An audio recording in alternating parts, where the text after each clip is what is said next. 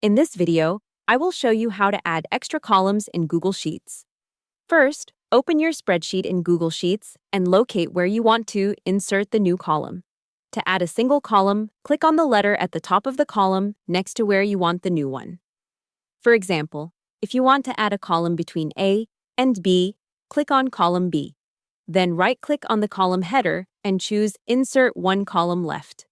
This will add a new column just before column B. If you want to add a column to the right side instead, you can select Insert One Column Right. Now, if you need to add multiple columns at once, click and drag across several column letters to select them. For example, select columns B to D. Then right-click and choose Insert Columns Left or Insert Columns Right. Google Sheets will insert the same number of columns as you selected. Another method is using the top menu. Click on Insert, then choose Column Left or Columns Right, depending on where you want the new column. Adding extra columns is useful when organizing data, adding new fields, or expanding your spreadsheet as your data grows. So that's how to add extra columns in Google Sheets. Hope the tutorial was helpful. Subscribe to my channel and see you in the next video.